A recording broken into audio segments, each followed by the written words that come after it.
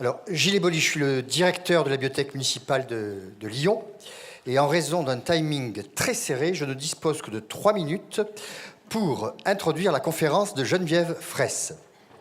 Donc, je voudrais très rapidement dire tout d'abord que la présence de la bibliothèque municipale de Lyon aujourd'hui se justifie d'une part parce que, en contrepoint des résultats de l'étude qui a été commentée, présentée cet après-midi, les bibliothèques offrent sans doute un champ singulier en prospective.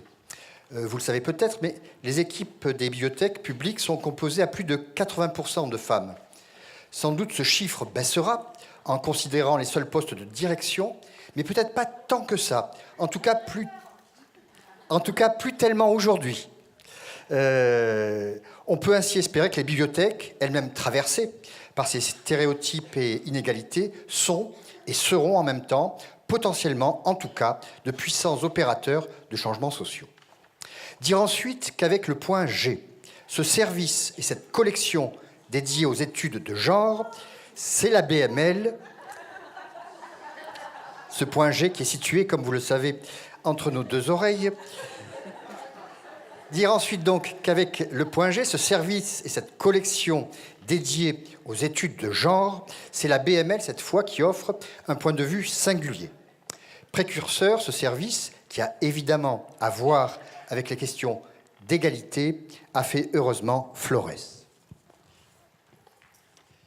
Dire enfin que la bibliothèque a déjà travaillé avec Geneviève Fraisse, qui avait bien voulu participer en 2010 à une table ronde dans le cadre du cycle « Les femmes sans tête », S apostrophe, hein, évidemment. Oui, le lien... En référence à. Évidemment. Le lien étant fait, je me contenterai, puisque je n'ai que 3 minutes, de rappeler que Geneviève Fraisse, que je remercie d'avoir accepté l'invitation d'HF, est philosophe et historienne de la pensée féministe, directrice de recherche émérite. Productrice à France Culture de 2004 à 2008 avec l'Europe des idées, elle a été députée au Parlement européen de 1999 à 2004, ainsi que déléguée interministérielle aux droits des femmes de 1997 à 1998. Geneviève Fraisse est l'autrice de 2 rapports parlementaires, l'un sur le spectacle vivant et l'autre sur les femmes et le sport. Une importante bibliographie est attachée à son nom depuis Femmes toutes mains, essai sur le service domestique paru au Seuil en 1979, jusqu'à À côté du genre, par exemple, Sexe et philosophie de l'égalité. En passant, il n'est pas possible de tout citer, mais la BML, évidemment, conserve la plupart de ses titres. En passant donc par L'histoire des femmes en Occident, coédité avec Michel Perrault en 1991 pour le 19e, sans oublier Le mélange des sexes chez Gallimard Jeunesse. Je terminerai par un dernier titre, La sexuation du monde, réflexion sur l'émancipation, paru aux presses des Sciences Po cette année. À travers une approche à la fois philosophique et historique, Geneviève Fraisse s'intéresse à ce que révèle le surgissement d'enjeux sexués dans la pensée et la mise en acte de la liberté et de l'égalité démocratique. Pour elle, la question des sexes est un lieu d'échange, quelque chose s'échange de la pensée sociale, politique, dans la question des sexes. Je laisse donc la parole à Geneviève pour cette conférence intitulée, elle, La sexuation du monde, contretemps et dérèglement. Merci. Je vous en prie. Merci.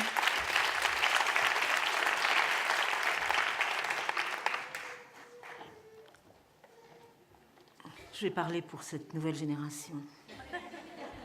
Je voudrais d'abord saluer le travail accompli depuis 10 ans, saluer donc le travail de Reine Pratt et aussi, bien sûr, à travers la journée d'aujourd'hui, le travail à venir. Je voudrais, justement, à cette occasion, dédier cette conférence à Nathalie Magnan. Nathalie Magnan, compagne de Reine Pratt, émotion m'échappe, disparue il y a 2 jours. Qui était Nathalie Magnan? Je vais vous livrer la formulation que nous avons choisie. Nathalie Magnan, féministe, réalisatrice, théoricienne et activiste des médias, professeure à l'École nationale supérieure d'art de Bourges.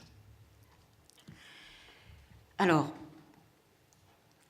en décalage, mais en décalage complice, avec ce qui s'est dit tout au long de cet après-midi, et sans doute probablement dans les 2 jours qui ont précédé, je vais reprendre une formule qui avait parfois choqué, parfois au contraire plu, que j'avais utilisée au moment des débats sur la parité, car on sait bien que ce qui se passe là est un élargissement, une dissémination de ce qui a commencé avec la parité politique dans les années 90. Et la formule que j'avais utilisée est une formule kantienne inversée, donc philosophique, en disant que c'était vrai en pratique et faux en théorie. C'était une façon de me détacher complètement des débats qui avaient lieu à l'époque, qui étaient de savoir si il y avait de l'universel ou de la différence au fondement du politique. Ce débat ne m'intéressait pas.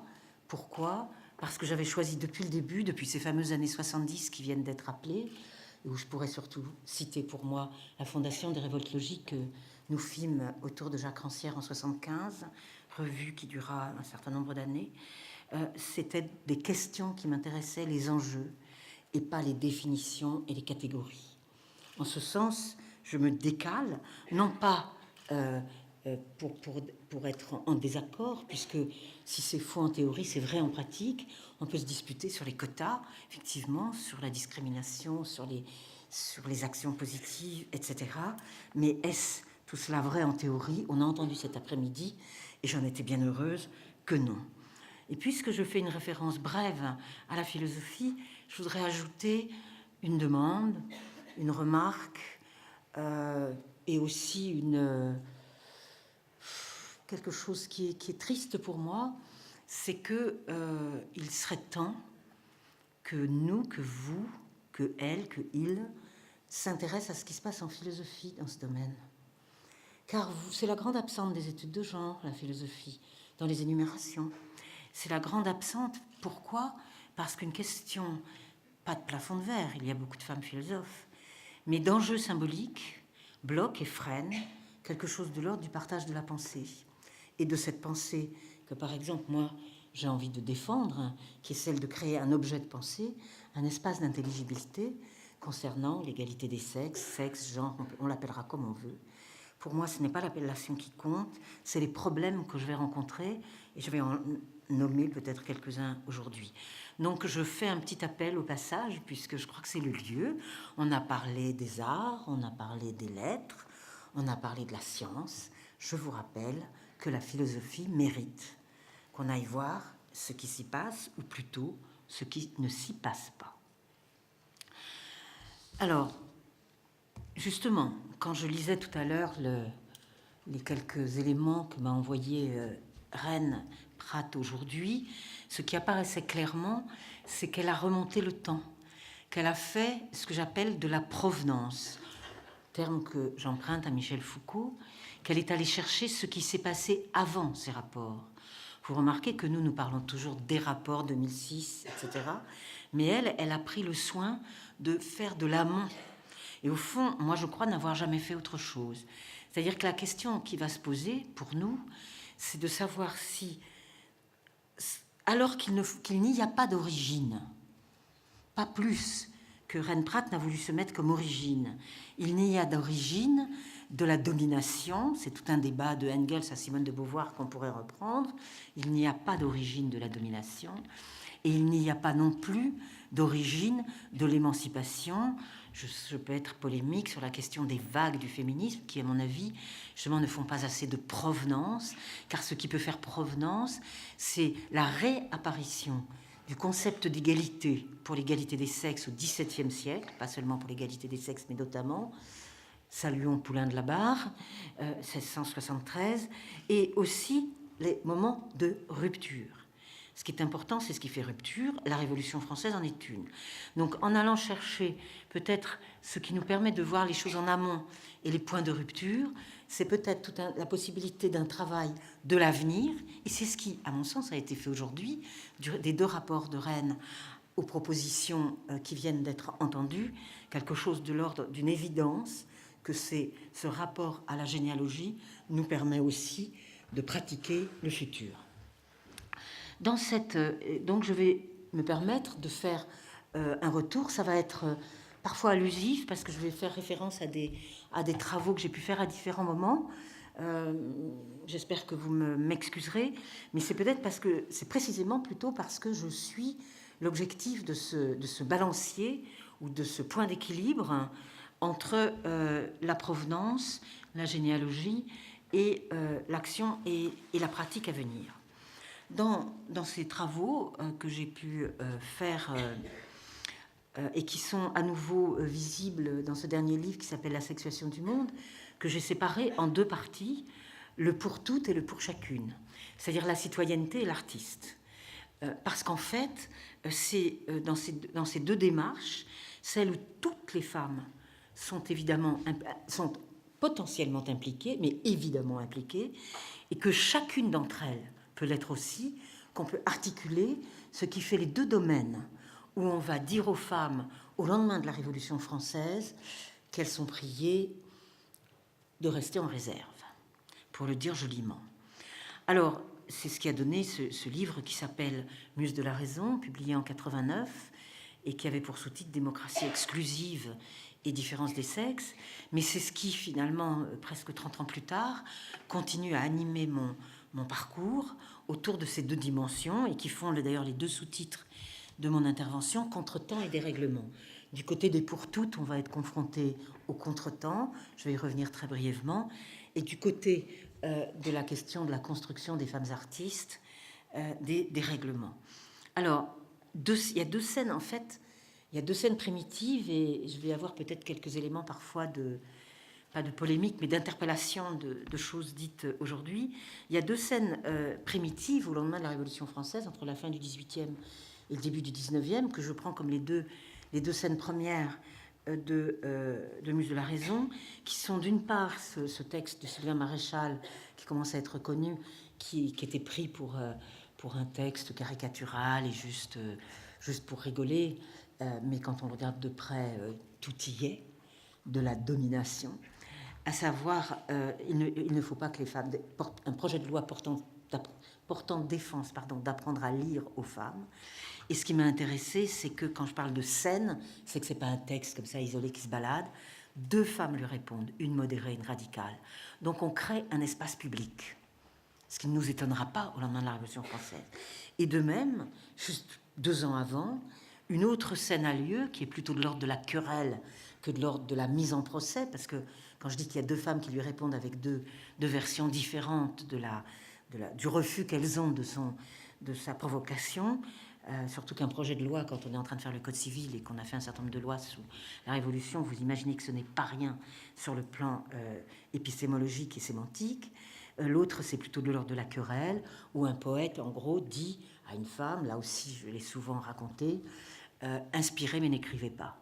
En gros, partage entre la muse et le génie, c'est clair, et puis c'est d'autant plus clair que elle doit faire l'amour et non pas des vers pendant la nuit, et etc., etc. Et surtout, et l'autre lui répond, et la réponse est fantastique. Constance de Salm est une très grande autrice que je recommande vivement, et qui a aussi écrit sur la question des femmes politiques, etc. Elle dit, je suis désolée, moi je veux jouir comme vous. Et donc la jouissance, elle est aussi dans l'écriture poétique.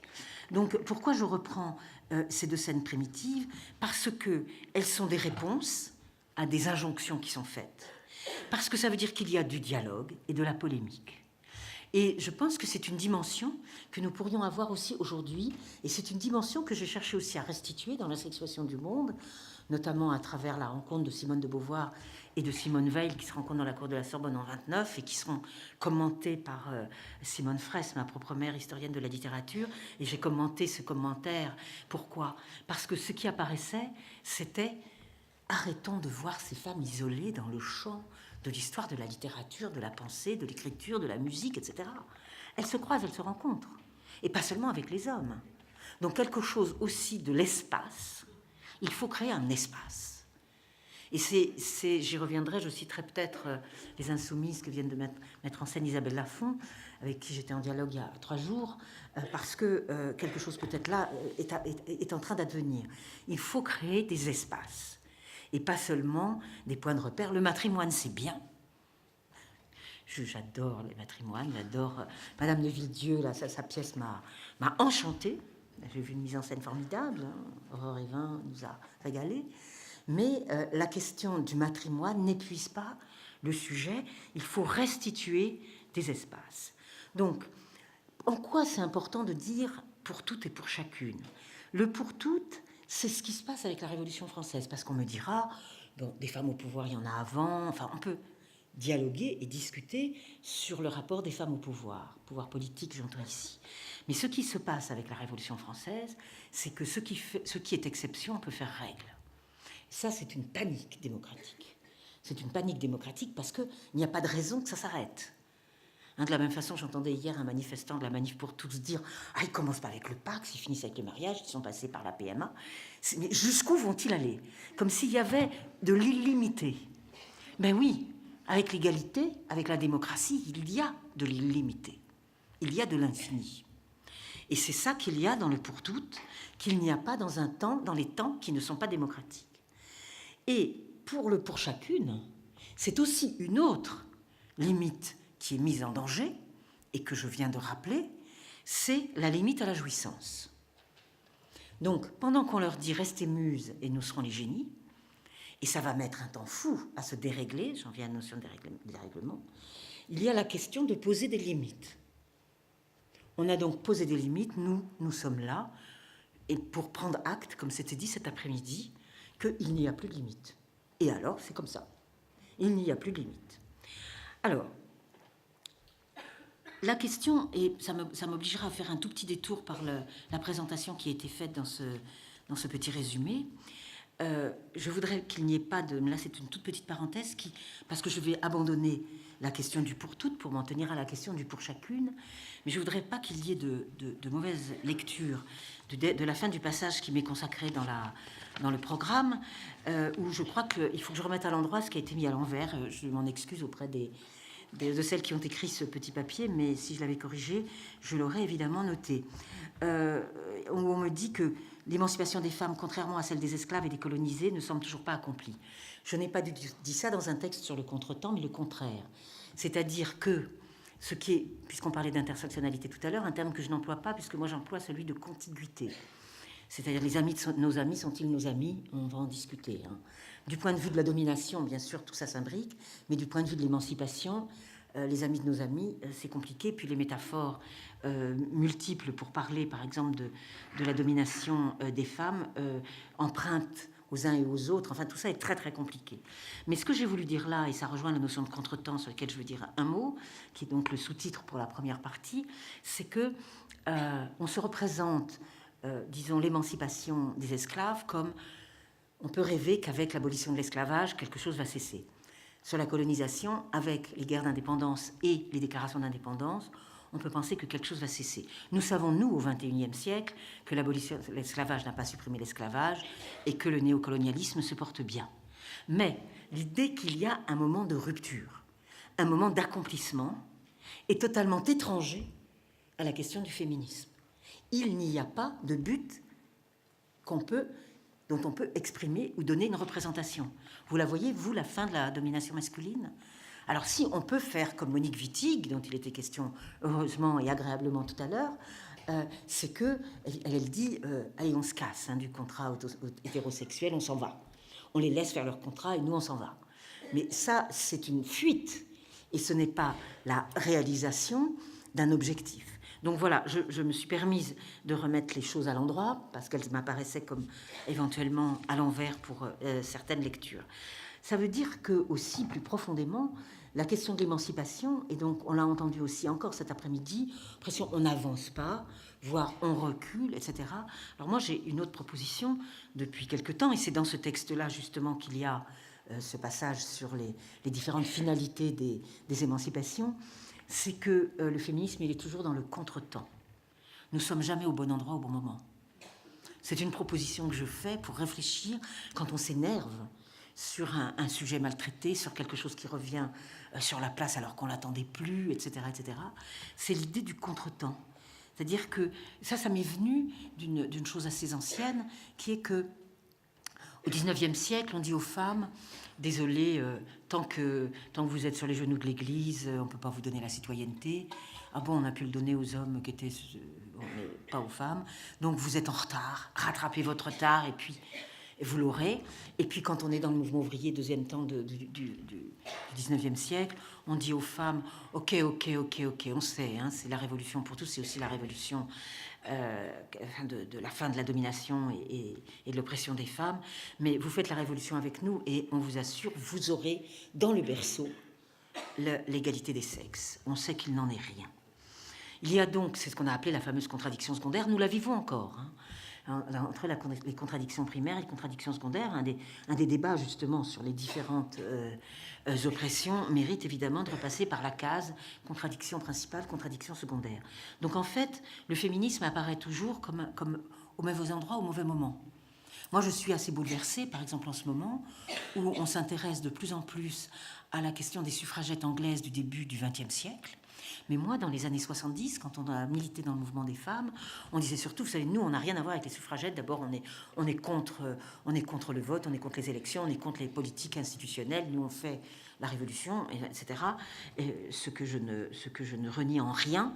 Mais du coup, les suffragettes, c'était l'étiquette, la mauvaise étiquette, comme le féminisme bourgeois qu'on nous collait dessus. C'est intéressant, c'est qu'aujourd'hui, on est en train de se rendre compte que ce qui se passe autour des suffragettes, sur le plan politique, au début du XXe siècle en Angleterre, est assez passionnant. Et mérite, film, il y en a déjà eu un ou deux, et autres travaux. Donc voilà, c'est un petit exemple au passage.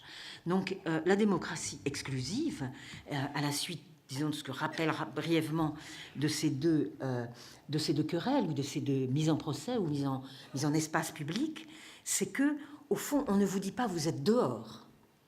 On vous dit il y a de bonnes raisons pour que ça ne marche pas pour vous. Cette démocratie qui doit donner l'égalité à tous. Et c'est ce que j'avais appelé, donc exclusif, ça veut dire que c'est pas excluant, comme dans l'Antiquité, mais exclusif. Ça veut dire que vous êtes, bien sûr, dans la démocratie, mais la presque égalité du 19e siècle, formule qu'émet un certain nombre de penseurs du 19e. Donc, il y a un exemple que je prends absolument tout le temps, et je m'excuse pour celles ou ceux qui l'ont déjà entendu, c'est le Code civil napoléonien qui dit à l'article 7 est citoyenne et citoyen toute personne jouissant de l'ensemble de ses droits civils. Ben voilà, les femmes ne jouissent pas de l'ensemble de leurs droits civils, donc elles ne sont pas citoyennes. Mais il n'est pas dit qu'elles ne sont pas citoyennes. Alors, c'est très important, parce qu'on ne va pas identifier les lieux de l'exclusion, donc on ne peut pas se suffire de ces questions de quotas et d'identité catégorielle, et je vous propose un déplacement vers les questions qui sont posées, à partir de cette implicite de l'exclusion, qui fait que, bien sûr, on peut revendiquer, et l'un n'est pas exclusif pour le coup de l'autre. On peut revendiquer, on peut réclamer, et je peux être la première à le faire, d'autant que j'ai été donc confrontée à des responsabilités autres que celles de la recherche.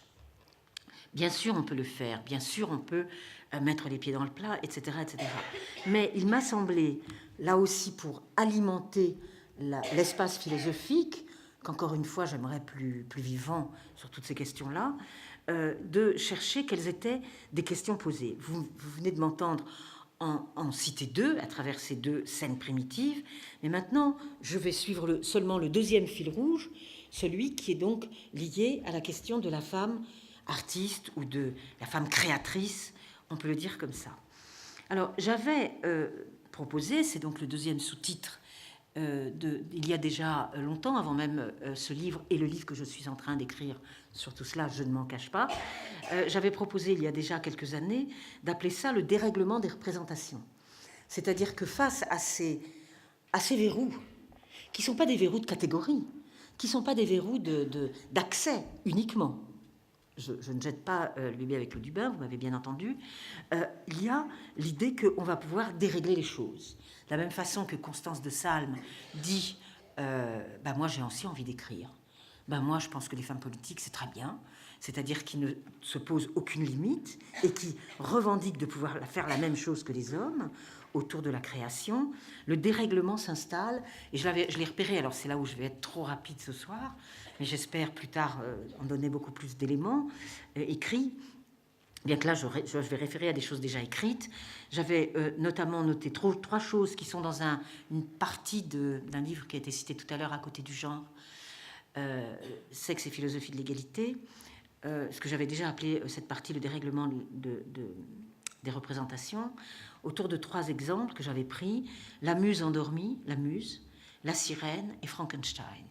Pour noter quoi? Donc 3 choses qui, au XIXe siècle, Frankenstein, c'est une évidence, puisque c'est un texte qui date du début du XIXe siècle, mais pourquoi c'était intéressant de suivre un certain nombre de productions qui ont lieu au XIXe et au XXe, autour d'images classiques, la muse, et autour et la sirène, 2 images que nous connaissons bien depuis l'Antiquité, et Homère, et une autre image, au contraire, complètement moderne, écrite par une femme, c'est-à-dire Frankenstein.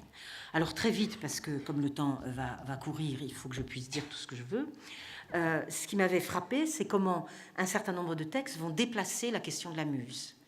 Et déplacer la question de la muse, alors si, pour aller très très vite, donc chose qui est récusée dès le lendemain de la Révolution française, très très vite prendre des exemples du XXe siècle, notamment je m'étais intéressée à cette sculpture que nous connaissons bien de Brancusi, qui parle de la muse endormie. Vous aurez aussi bien chez Julian Freud que chez Picasso, des muses qui tout d'un coup sont plus à la même place. Ça c'est pour parler du point de vue des hommes. Moi du côté de la muse endormie, ce qui m'avait intéressé chez Brancusi, bien plus encore que les autres, c'est que finalement au fur et à mesure des différentes versions qu'il donne, elle finit par n'avoir plus aucun visage. Elle est même identifiée à Prométhée, pour dire. Et moi, je m'étais demandé à quoi elle rêvait pendant qu'elle dormait. Ce qu'on appelait le sommeil des muses, qui est un texte donc de ce recueil. Et donc elle bouge, et pendant qu'elle bouge, les femmes se l'approprient aussi. On discutait justement d'Anna Akhmatova à la colline avec Isabelle Lafont. C'est vrai que Anna Akhmatova emploie énormément l'expression muse dans de nombreux poèmes. C'est-à-dire qu'elle s'approprie la muse. Ce qu'elle en fait, ce qu'on en fait aujourd'hui, ce sont des objets, ce sont des sujets ou des objets, ça peut être là aussi des objets, qui se désexualisent ou qui se désidentifient et qui fonctionnent comme tels. Et néanmoins, vous aurez la réaction habituelle. Là encore, je donne toujours le même exemple parce que il est tout simplement très parlant. Exposition Berthe Morisot au musée Marmottan il y a quelques années. Premier cartel, Berthe Morisot, muse. Ah bon, je croyais qu'elle était peintre. Bon, donc on prend une claque et on continue l'expo. Donc on est bon, et des milliers d'exemples vous en avez en tête. Enfin bon, on fait chacun faire son trajet dans cette affaire. Donc on va voir ça, et la notion de génie évidemment qui se défait aussi dans les mêmes temps. Donc quelque chose d'un rappel à l'ordre au lendemain de la Révolution française peut tout à fait se dissoudre et en même temps fonctionner encore au XXIe siècle. Donc à nous de faire tout ce travail. Deuxième référence rapide, la question de la sirène. Vous savez que le chant des sirènes, donc qui représente une puissance ou un pouvoir qui peut mettre en danger Ulysse, elle a toute une histoire très très longue, tout au long des siècles. Mais ce qui se passe au moment du XIXe siècle est très particulier, parce que le mythe se fait conte. Et on va avoir aussi bien Frédéric Lamotte Fouquet, on aura Giraudoux au XXe, mais La petite sirène d'Andersen ou Le pêcheur et son âme d'Oscar Wilde, qui vont modifier la représentation de la sirène. Et comment vont-ils la modifier? Autour d'un sujet très intéressant, c'est que la petite sirène, elle aimerait bien tomber amoureuse du pêcheur.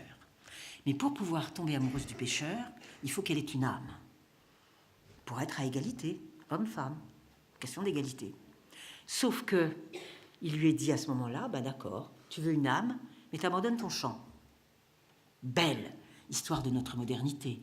Si tu veux être semblable à l'homme et que votre amour soit partagé, alors tu dois perdre ta puissance, qui est ta puissance du chant. On ira jusqu'à Blanchot avec ça, en passant par Kafka et Le silence des sirènes, et Blanchot qui dit que le chant des sirènes est une promesse, etc. Donc avec, là encore, vous voyez, le dérèglement, c'est quand ça bouge dans les mécanismes, ça veut dire que c'est pas de la destruction, le dérèglement, c'est que ça bouge. Alors maintenant, c'est un terme très employé avec la question climatique, peut-être l'ai-je employé, mais ça fait un bout de temps que je me trimballe avec ça.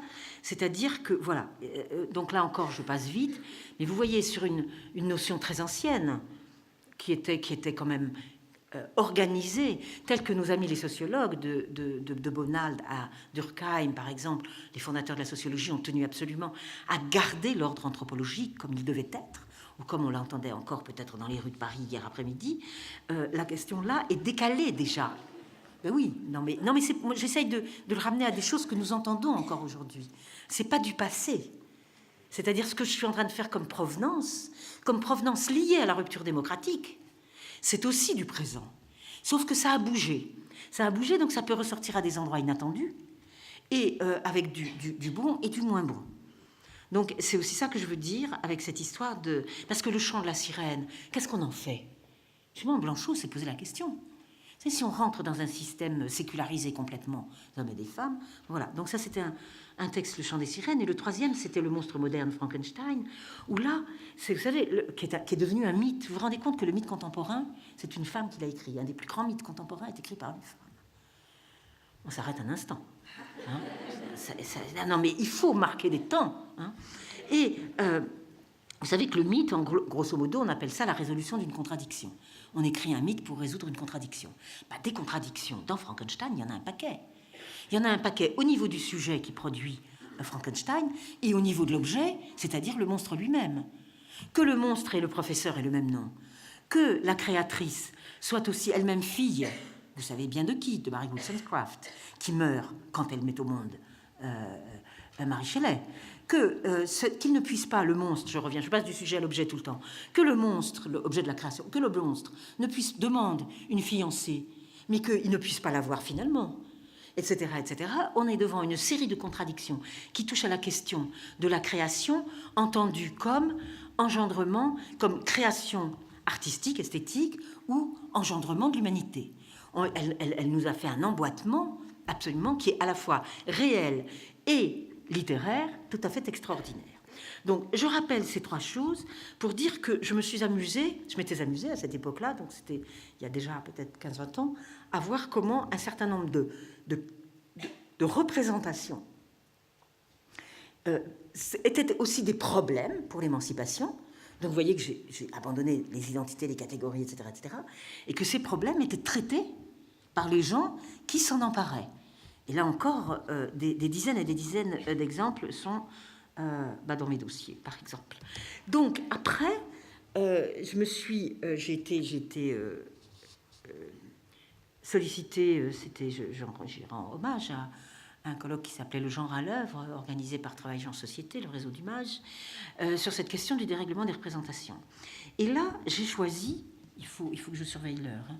Là, j'ai choisi de prendre, parce que je vais aller vite, tant pis, j'ai choisi de prendre 4 disputes.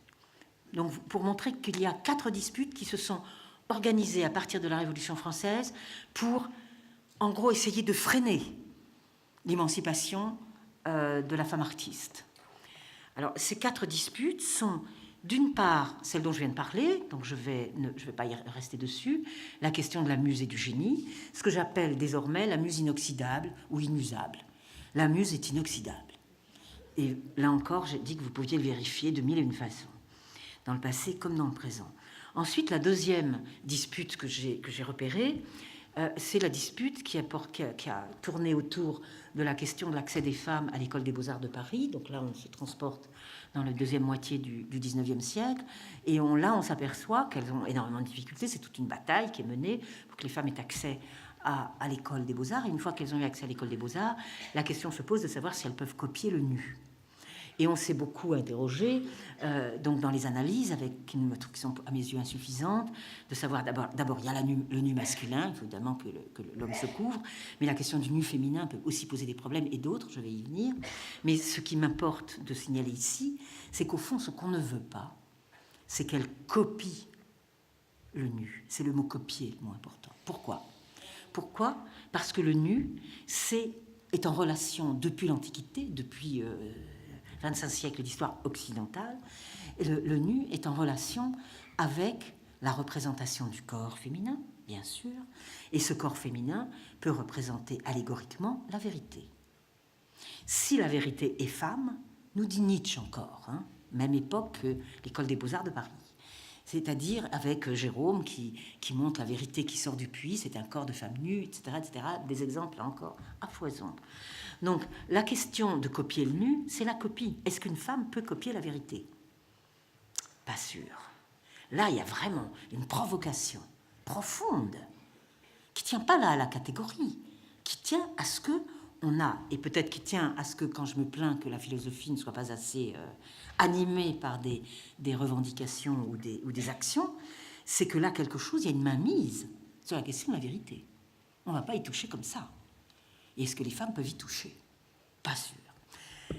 Troisième dispute, c'est celle qui, de Nietzsche à Virginia Woolf, est assez simple. C'est Nietzsche critique les femmes qui veulent devenir auteurs, etc., en disant, de toute façon, la seule chose qu'elles savent faire, c'est s'expliquer sur leur propre compte. Elles vont se raconter. Oh, si elles ne pouvaient pas se taire. Mulier taceat in ecclesia devient Mulier taceat tout court, dans son texte, c'est-à-dire que la femme cesse de parler. Et surtout qu'elle cesse de s'expliquer. Et ce qui est très intéressant, c'est que quand Virginia Woolf écrit en 1929, Une chambre à soi, elle reprend à plusieurs reprises cette idée que les femmes aussi, elles se racontent. Là, excusez-moi, mais je mets aussi le pavé dans la mare. Il faut arrêter de s'expliquer sur son propre compte. Parce que c'est éventuellement... Alors, elle reprend ça au niveau des romancières anglaises, britanniques, Virginia Woolf, mais surtout, elle pointe le doigt vers l'avenir. Et c'est ça qui nous intéresse.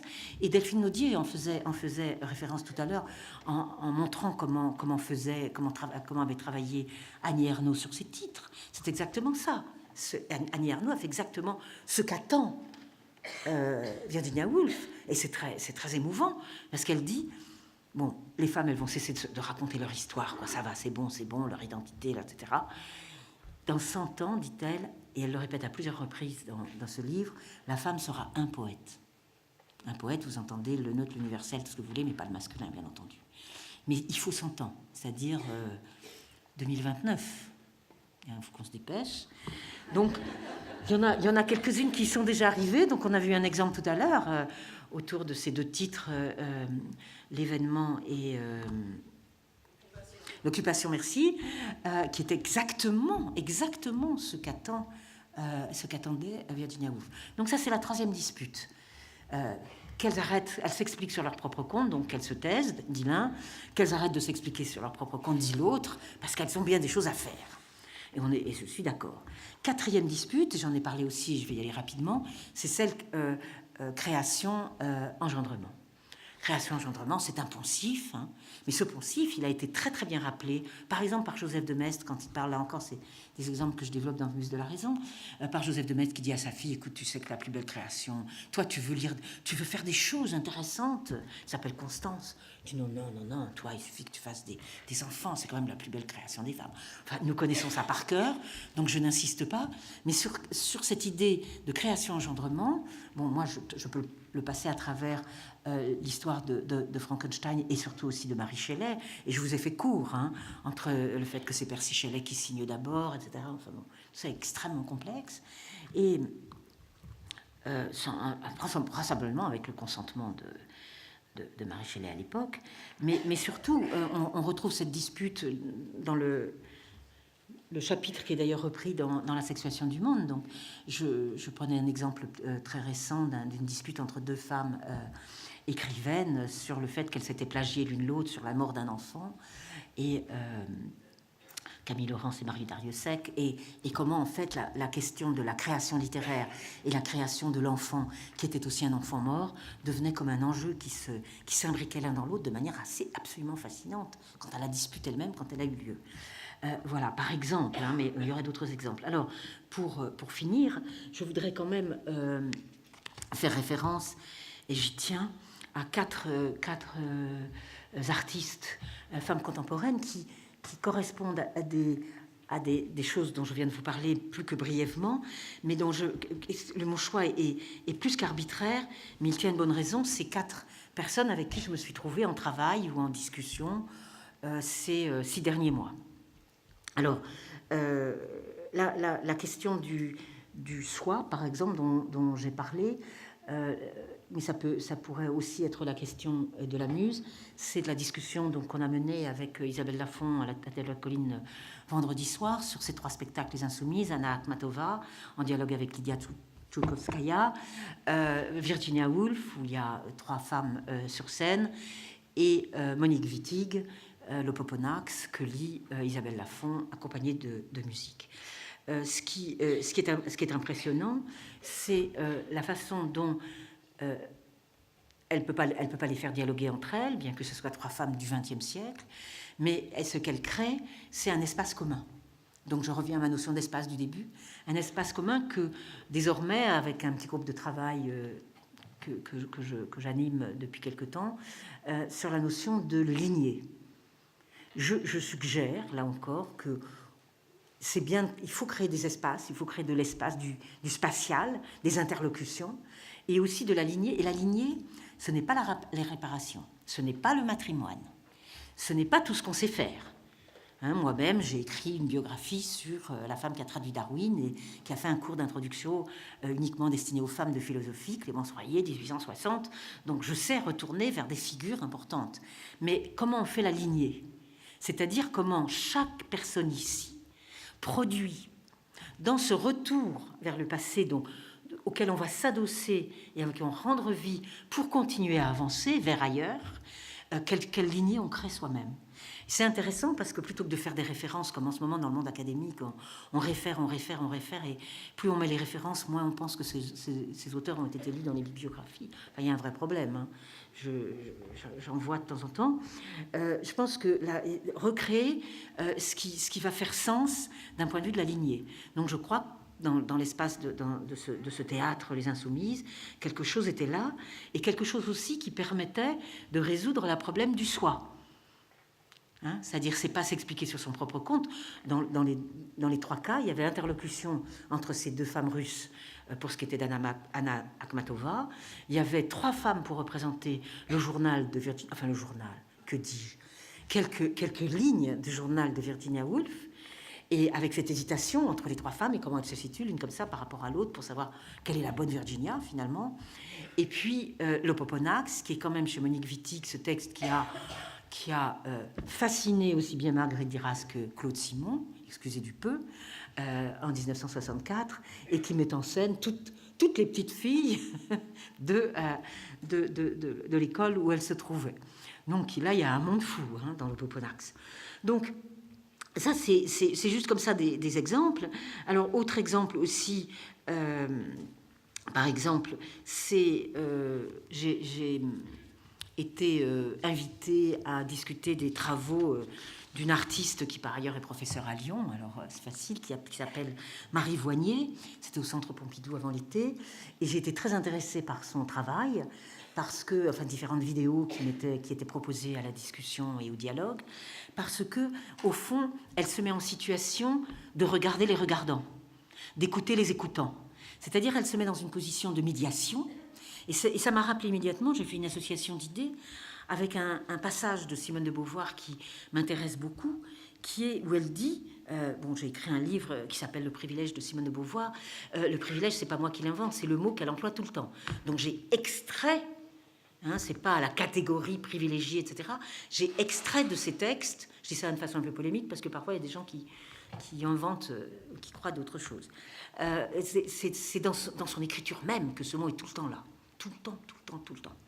Et elle dit, donc juste une citation, la position privilégiée, c'est celle de la personne qui est légèrement en marge et qui du coup est bien placée. Et j'ai eu le sentiment, et elle met un autre moment, et j'avais aussi mis ça en exergue, qu'elle se voit comme une correspondante de guerre. Et ça, c'est une position qui, par rapport au récit du soi, m'a paru intéressante. Comment une artiste contemporaine se décale pour tout d'un coup être celle qui se met en marge, je regarde les regardants, j'écoute les écoutants, c'est-à-dire je multiplie comme ça des médiations de manière à produire quelque chose, une œuvre d'art, où à la fois je me suis mise à une place, mais à une place qui en dit plus que ce qu'on pourrait croire. En tout cas, telle était ma lecture de son travail. J'ai aussi accompagné une autre artiste, ça continue d'ailleurs, parce qu'il se trouve qu'elle prend des trucs dans ce que j'ai écrit, alors on a un dialogue assez étonnant, dont vous avez peut-être entendu parler, qui est Déborah de Robertis, qui s'est donc mise nue devant l'origine du monde de Courbet au musée d'Orsay, puis de même devant Olympia pendant l'exposition sur la prostitution, et puis d'autres performances qu'elle a fait depuis. Pourquoi? Parce que là, elle décale un truc. Elle n'est pas la première à faire des choses comme ça, dira-t-on, etc. Mais là, ce qu'elle a fait, c'est de proposer le regard par son corps. Elle a ce que j'appelle le corps qui regarde. C'est-à-dire qu'elle dit, regardez le sexe de l'origine du monde vous regarde, vous qui êtes en train de le regarder, puisque je vous le montre. Ou bien elle dit, bon, Olympia, dont on sait bien déjà qu'elle regarde les spectateurs, je suis celle qui regarde, vous êtes à cette exposition et tout le monde, rappelez-vous, moi j'ai lu des articles sur cette exposition de la prostitution, tout le monde dit, oh, finalement elles ont beaucoup souffert, les femmes au 19e siècle. Hein. C'était dur la prostitution quand même. Hein. Oh là là. Alors voilà, non mais je veux dire, j'ai lu des papiers dans des grands journaux qui étaient quand même, on a découvert que c'était dur la vie de prostituée au 19e. Bien. Donc elle, non mais je veux dire... Donc nous, on est... Donc là, sur ce corps qui regarde, j'ai trouvé ça aussi intéressant parce qu'évidemment, elle déplaçait le sujet et l'objet. C'est-à-dire le corps qui était objet et non pas sujet. Vous connaissez par cœur comme moi aussi tous ces modèles, hein, et Suzanne Valadon et tant d'autres, de modèles qui sont devenus artistes, de Suzanne Valadon à Anaïs Nin, etc., ou même de Berthe Morisot. Voilà, c'est-à-dire cette circulation entre le sujet et l'objet. Nous sommes nous-mêmes, quand on parlait de lieu de l'échange tout à l'heure, nous sommes nous-mêmes dans cette position-là. C'est-à-dire d'être, comme j'appelle, on est devenus des sujets et pourtant on ne cesse pas d'être des objets. Donc je trouve que dans l'art, c'est assez passionnant. Cette idée que l'objet, c'est aussi éventuellement le sujet et comment on le montre. Et je trouve que dans une des déterminations de Déborah de Robertis, on peut trouver cette question, en tout cas cette interpellation de cette question complètement... Cassé. Et puis, j'ai m'arrêterai parce que j'avais dit qu'on prendrait de la place pour les questions. Il se trouve que, par un hasard pas complètement étonnant, il se trouve que Orlan m'a suggéré que je sois commissaire pour un prix qui s'appelle le prix Hopline, qui est en ligne. C'est un prix en ligne qui, d'ailleurs, les votes sont ouverts entre le 1er octobre, donc j'ai le pub, 1er octobre et 1er novembre. Et dans ce cas, donc je me suis retrouvée à soutenir des artistes, puisque le thème donné par Alain Fleischer était la revenance. Et donc j'ai proposé un duo d'artistes qui s'appelle Louise Hervé et Chloé Maillet, que certains d'entre vous connaissent peut-être, je l'espère, qui font des performances qui sont adossées à des films qui portent sur les questions et du théâtre et de l'utopie, aussi bien au XVIIe siècle en Angleterre que sous la Révolution française qu'avec les Saint-Simoniens, et où, à la fois, alors là, elles appellent ça un spectacle sans objet. Voilà. C'est-à-dire que cette position d'artiste, et donc je terminerai en leur... voilà, je suis heureuse d'avoir rendu hommage aux artistes que j'ai rencontrés ces derniers mois, ce soir, dans cet espace.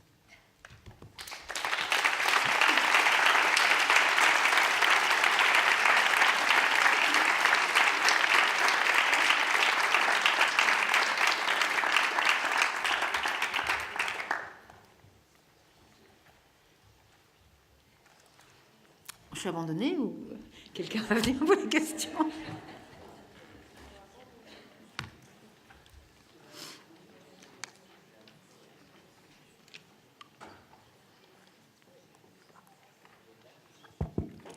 Je ne sais pas si c'est à moi de le faire, mais pour ne pas vous abandonner, donc des questions dans la salle, au fond de la salle.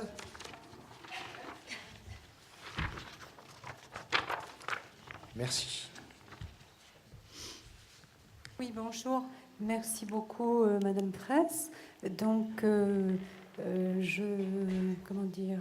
Je vois pas. Bon, ça reviendra. Bonjour. Historienne de formation, donc je travaille à former des formateurs sur les questions du genre. Donc, question par rapport à l'efficacité. Nous sommes amenés à travailler les représentations dans le cadre du postmodernisme. Vous savez mieux que nous qu'on a dit qu'on allait déconstruire et reconstruire des représentations, les faire glisser, les faire évoluer, les subvertir, évidemment pas seulement les inverser, etc., etc.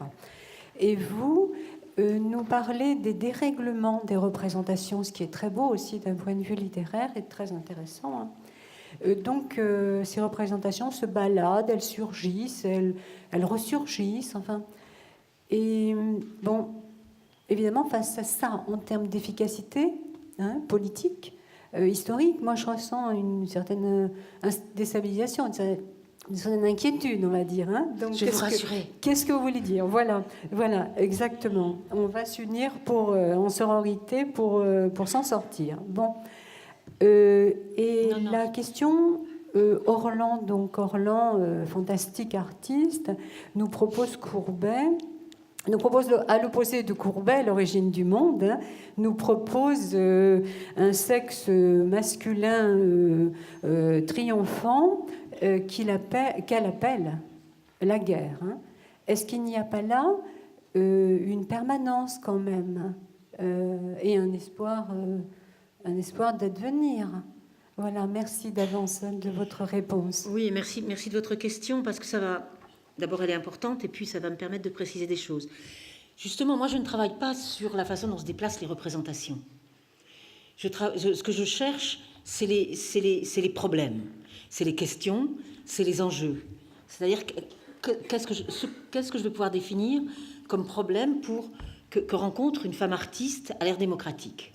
Donc, de ce point de vue-là, je vais avoir le point de vue de l'émancipation, et je le revendique depuis que j'ai commencé, c'est-à-dire depuis les années 70, c'est-à-dire de ne pas m'adresser à la domination, mais de m'adresser à l'émancipation, ou de partir de l'analyse de l'émancipation et non pas de l'analyse de la domination. Ça change complètement le point de vue.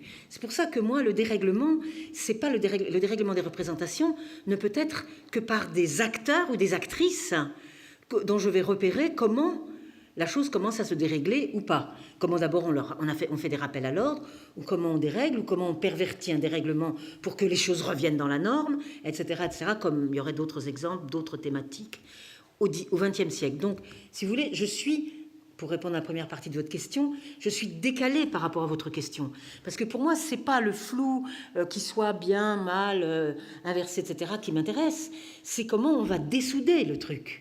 C'est-à-dire, quand j'avais fait ce texte sur la muse endormie, sur le sommeil des muses, c'est ça, le sommeil des muses, on rigole encore parce que on m'avait commandé le texte et l'édition, et malheureusement, je crois que c'était une éditrice, avait transformé le sommeil en silence.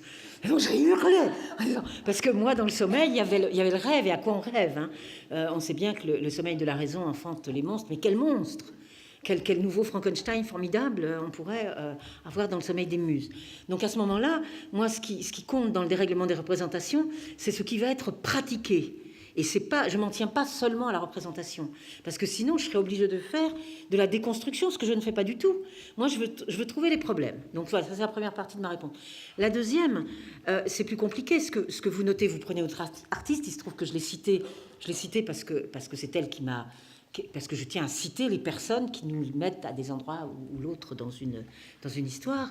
Et son origine du monde, et évidemment par rapport au travail que vient de faire Déborah Dorbertis, le travail d'Orlan sur l'origine de la guerre, qui est l'origine du monde comme l'origine de la guerre, ben voilà, ça c'est une proposition. C'est une proposition qui peut faire partie des questions nouvellement posées grâce à cela. Voilà, donc on ne peut que supporter, comme on dit en anglais, ce type de proposition. Et une autre question, oui, madame. Oui, bonsoir. Moi, je suis étudiante en ingénierie de projet culturel et j'ai fait 6 ans de philosophie à l'université. J'ai arrêté parce que j'ai peut-être pas rencontré les bonnes personnes à l'époque. Ma question, c'était, vous parlez du concept de rupture démocratique et j'aurais aimé que vous explicitiez un petit peu plus ce concept. Oui, non, c'est en fait, comme vous l'avez entendu, j'ai à plusieurs reprises, mais évidemment, je suis allée trop vite pour trop de choses, mais il y a 2 points forts, si vous voulez, dans la modernité, dans la contemporanéité, quand on s'intéresse à la question de l'émancipation des femmes, ou l'égalité des sexes, ou mettez genre si vous voulez. Parce que moi, je ne fais pas l'opposition nature-culture. Donc, ça ne fonctionne pas de la même façon pour moi. Et je renvoie là pour un écrit qui s'appelle « Les excès du genre », où j'ai essayé d'expliquer 2-3 problèmes que j'avais avec tout ça. Mais il y a 2 moments forts. Il y a effectivement ce moment du XVIIe siècle. Il faut se rendre compte quand même que ce concept d'égalité, qui existe tout à fait chez Platon, qui existe dans la philosophie de l'Antiquité, va disparaître. Et il réapparaît Alors maintenant, on commence à faire des analyses aussi entre capitalisme et libéralisme, et peut-être la question de l'égalité se trouve au milieu de tout cela. Ça serait tout un champ encore qu'il faut éventuellement explorer. Mais le concept même réapparaît au XVIIe siècle, et moi j'avais trouvé ça très intéressant de voir que, là encore, contrairement à ce qui a pu être dit, si vous prenez Marie de Gournay, qui publie son égalité des sexes en 1620 et des poussières, et le texte de Poulain de la Part qui est de 1673, dont vous avez une version allégée en folio, mais pas difficile d'avoir la version complète par ailleurs, qui a été rééditée donc il y a 30 ans déjà. Vous avez la radicalité conceptuelle du cartésien qui est Poulain de la Barre, qui fait qu'on échappera il n'y aura aucune limite, ce que j'ai dit au début. Ça ne s'arrête pas, l'égalité. Donc, il les voit, chef d'armée, etc., etc. Alors après, au 19e, on dit, mais il est fou, il ne peut pas aller jusque-là. Au début du 20e, on dit, mais comment il peut faire ça? Et il faut attendre la fin du 20e siècle pour qu'on dise, bah ouais, il parle de tout. Voilà. Donc, par ailleurs, par rapport à ça, Marie de Gournay, elle utilise déjà ce terme d'égalité, mais dès que vous plongez dans son livre, vous vous rendez compte qu'elle est encore dans ce qu'on appelle la querelle, ce que j'appelle la querelle, c'est-à-dire l'opposition des qualités, qui est le meilleur, quoi. Hein? Et donc, où on oppose, les hommes seraient ceci, les femmes seraient cela, enfin... toutes sortes de choses qu'on entend encore aujourd'hui, mais enfin qui datent quand même d'avant le XVIIe siècle. On pourrait s'en débarrasser. Donc, ça, c'est ce premier point de rupture. C'est la réémergence du concept d'égalité. Et il ne prendra sa version dans l'espace public qu'avec la Révolution française. Après, il faudrait que je fasse aussi le fil conducteur du contrat social. C'est encore une autre chose, mais... la Révolution française, c'est quand même l'idée, et là maintenant, grâce au ciel, on met enfin en lumière les textes d'Olympe de Gouges, qui enfin va avoir son buste cette semaine à l'Assemblée nationale. Saluons enfin, au bout d'un an, la voilà, enfin arrivant en pierre à l'Assemblée nationale. Et donc, en pierre ou en, je ne sais pas quel matériau, mais enfin bon, bref, vous m'avez compris, en inanimé. Et donc... on a donc à partir de cette pensée-là l'idée de l'égalité totale, si vous voulez, entre les sexes. Et moi, ce qui m'a frappé vraiment beaucoup, c'est que pourquoi je suis allée voir la Révolution française? Parce que à force de lire les textes des années 1830 ou 1848 ou 1850, qui sont des textes féministes extraordinaires, et c'est pour ça, s'il vous plaît, arrêtez de voir le début du féminisme avec la Troisième République. Ah, que cette historiographie s'arrête. Parce qu'il y a une réelle, et pas seulement des brèves échappées comme ça, féministes pendant une révolution en 48, en 89 ou 13, etc. Il y a une continuité qui s'exerce entre les Saint-Simoniennes et les révolutionnaires de 48, etc., etc., qu'il faut reprendre. Et là, c'était fantastique, sauf qu'il y en a une qui dit, et pas n'importe laquelle, puisque c'est la première bachelière, Julie Victoire Doubié, qui dit en 1860, c'était mieux avant la Révolution. Alors là, on prend un coup, quoi. Et du coup, il faut retourner voir. Et donc, c'était mieux avant la Révolution, on comprend pourquoi. Parce que, en fait, la centralité démocratique, la centralité en tout cas nationale, plutôt jacobine, a tué des petits métiers, des choses comme ça, que les femmes pouvaient faire et qu'elles ne peuvent plus faire à partir du moment des autorisations, des concours, etc., des institutions. Donc, débat très intéressant, mais du coup, je suis retournée voir. Et c'est là que j'ai découvert que, alors qu'on chantait les héroïnes de la Révolution, il était peut-être temps d'avoir une autre lecture qui était comment on va les arrêter. Comment on va les arrêter? Parce qu'elles ont commencé, mais il faut les arrêter. Voilà. Et je pense, là, je fais une association d'idées d'une historienne américaine dont j'ai découvert les travaux il n'y a pas si longtemps, Cathy Jarvis, qui explique que les femmes, les dames de la halle, qui partent chercher le roi c'est pas seulement parce qu'elles ont faim ou qu'il manque du pain, c'est en fait les représentantes quasiment syndicales d'une profession, quoi. C'est donc extrêmement politique. Et nous, on vous a sûrement appris que c'était une histoire de pain, les femmes, le pain, etc., etc. Tout ça, c'est voilà. Donc, en fait, on peut comprendre comment ce qui a été pensé comme politique, donc dans cette rupture démocratique qu'on peut appeler rupture révolutionnaire, si vous voulez. Je dis rupture démocratique parce que, comme vous savez, la République ne va pas durer, la Première République ne va pas durer. Il y en aura une très brève Deuxième République sous la Révolution de 1848. Bon, donc, c'est pas là, je ne peux pas parler de rupture républicaine, et c'est l'ère démocratique qui commence, c'est-à-dire ce qu'on accorde à l'une tout le monde peut l'avoir. C'est pour ça que comme il y avait quelques illuminées femmes qui allaient se balader dans les cours de la Sorbonne en 1808, parce qu'il y avait un professeur de la Cretelle qui voulait bien que quelques femmes viennent dans l'Assemblée, il y a tous les professeurs autour qui ont dit comment, qu'est-ce que c'est que cette histoire? Au fond, si quelques femmes viennent, ça veut dire qu'elles vont arriver à la Sorbonne. Donc on a interdit la présence des femmes à la Sorbonne. Par exemple, c'est-à-dire le quelques-unes devient le pour toutes. Mais l'intérêt d'aujourd'hui, puisqu'on parle création ici et art, hein, c'est le pour chacune. C'est le pour chacune qui n'est pas non plus l'exception. Dans le pour chacune, on entend bien tout le monde peut aussi être femme artiste.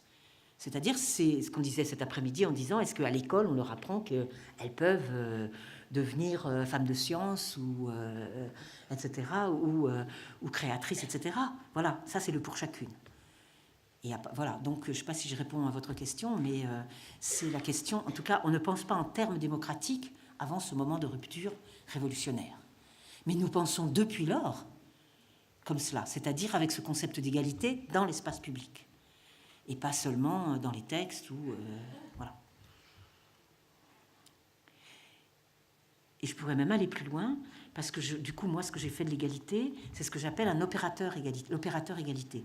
Moi, je lis. Il y a beaucoup de choses, si vous voulez, quand on vous fait une histoire de la famille, une histoire de ceci, une histoire de cela, du 19e et du 20e, ce qui est frappant de la part de certains historiens, et là je parle au masculin volontairement, c'est qu'ils ne vont pas voir que la question d'égalité des sexes a produit un certain nombre de problèmes.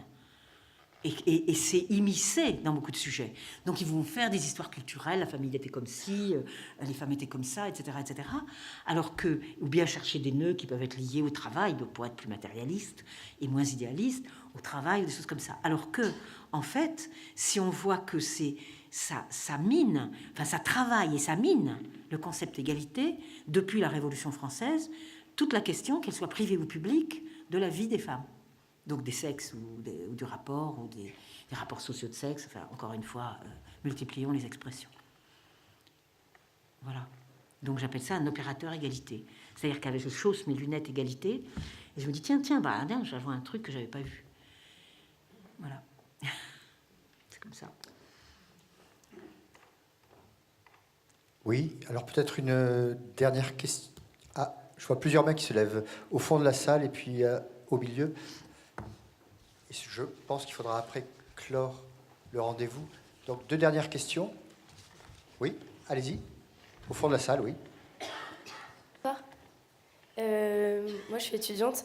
En fait, j'ai peur de poser ma question parce que j'ai peur d'avoir simplement mal compris quelque chose que vous avez dit qui m'apparaît comme contradictoire. Mais peut-être vous pourrez répondre rapidement si éventuellement je me suis trompée. J'ai noté que vous aviez dit qu'il fallait mieux, que vous préfériez partir de l'analyse de l'émancipation plutôt que de la domination. Et vous avez aussi parlé par rapport au dérèglement, qu'il fallait pas spécialement, il ne s'agissait pas uniquement de déconstruire, mais aussi de faire un mouvement vers l'avant, de pratiquer. C'est ce que j'ai compris de ce que vous avez dit. Et du coup, j'ai l'impression que ce serait comme un peu opposer une construction politique vers l'avenir et un mouvement de regard vers l'arrière, vers l'histoire, pour justement décomposer ce qui a fait actuellement la domination masculine.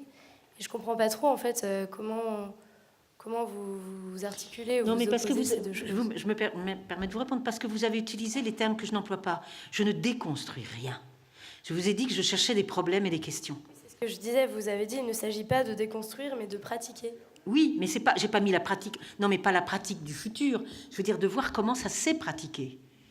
Par exemple, quand je reprends l'histoire de Julie Daubié qui dit dans ce célèbre livre qui s'appelle La femme pauvre, qui est une espèce de somme extraordinaire sur où en sont les femmes en 1860, elle dit c'était mieux avant la Révolution française. Donc là, elle me pose un problème. C'est ça la pratique, si vous voulez, c'est-à-dire qu'elle va m'obliger à réfléchir. Moi, j'étais dans cette vision assez quand même. Vive le progrès, enfin, après la Révolution, il y a du féminisme qui naît avec la Révolution, puis après 1830, puis après 1848, bon d'accord, c'est pas facile, mais j'étais comme ça, dans cette perfectibilité du genre humain que nos idéologues de cette même période, des années 1800, nous ont essayé de nous apprendre. Et puis, voilà, quelqu'un qui me pose un problème. Ça, c'est ça la pratique. La pratique, c'est pas je vais pratiquer demain, ce que je n'ai pas pratiqué hier. La pratique, c'est quelle est la question, je suis obligée de rentrer dans la matière des questions posées, si vous voulez. Donc, c'est pas de la déconstruction, c'est des questions. C'est des questions ou des problèmes, si vous voulez. Je ne suis pas du tout, mais c'est pour ça que je suis très très loin de ce qui se pratique à 95% en ce moment, où on est tous là à vouloir déconstruire. Mais non, parce que déconstruire, c'est une analyse de la domination sans cesse, avec une fascination finalement pour ce qu'on veut déconstruire. Mais moi, je dis en gros, c'est pas comme ça qu'il faut travailler. C'est un problème méthodologique, si vous voulez. Donc je ne me reconnais pas dans les mots mêmes que vous réemployez. Parce que moi, je suis rien en train de construire. Je suis en train de repérer là où ça bouge. Parce qu'il y a eu de la pratique pour que ça bouge. Même quelqu'un, je prends Kafka, qui parle du silence des sirènes, il est en train de dérégler quelque chose. Ou si c'est Oscar Wilde ou Andersen qui se pose des questions sur comment les sirènes pourraient... J'analyse le fait qu'ils ont intégré la demande d'égalité des hommes et des femmes par rapport aux hommes, et que donc ça ne fonctionne plus, la dissymétrie entre la sirène et le pêcheur. Donc on réinvente quelque chose et on s'en sort autrement. Mais c'est pas de la déconstruction, ça. C'est juste de repérer, de faire du repérage. C'est ça la pratique, c'est de faire du repérage des problèmes et des questions. Est-ce que c'est plus clair pour vous maintenant ou pas? Merci. Elle dit pas oui. Hein. Non, sincèrement. Bien. Alors, une toute dernière question au milieu de la salle, et puis voilà. S'il vous plaît. Je fais partie d'HF, je fais de la production du visuel. Je suis juste là, devant vous. Pardon. Voilà. Et je m'appelle Julie Daubier, mais voilà. Oui, c'est vrai. Alors, vous avez parlé de l'accès à l'école des beaux-arts. Est-ce que les femmes pouvaient copier le nu? En quoi copier la vérité pouvait être un souci à l'époque? Parce que parce que les femmes sont pas faites pour ça, parce que c'est un privilège que l'homme veut garder, parce que c'est la question qu'on a encore aujourd'hui, dont on a débattu toute la journée, sur que la question de la parité, c'est pas seulement la question des places, ça s'appelle la parité, le partage du pouvoir. Merci. On a confondu pendant des années parité-égalité, c'est stupide. L'égalité, c'est quelque chose de beaucoup plus vaste que la parité. La parité est un instrument pour l'égalité. Mais la parité désigne clairement les lieux de pouvoir. Et pourquoi moi j'ai été enthousiasmée par HF au début, donc avec Reine Pratt, on a fait des trucs. Pourquoi? Parce que c'était un déplacement de ce que la parité politique avait produit dans un lieu qui est un fort lieu symbolique, qui est le lieu de l'art et de la culture. Et c'est pourquoi je me suis permise, tout à l'heure, de rajouter mes propres intérêts du côté de la philosophie. Parce qu'on a le même problème. Voilà. C'est plus facile, une féministe sociologue, ça pose pas de problème. Ça en pose, bien sûr. Mais je veux dire, ça pose pas le problème du symbolique. Vous comprenez? C'est de ça dont il s'agit. Et je disais ça, puisque j'étais aux rencontres de la Société alpine de philosophie ce week-end à Uriage, donc entouré plein de philosophes. Et à l'heure du repas, nous parlions de cela, et j'ai essayé de dire cela aussi, à savoir que copier la vérité, même encore aujourd'hui, je pense que c'est une question qui se pose.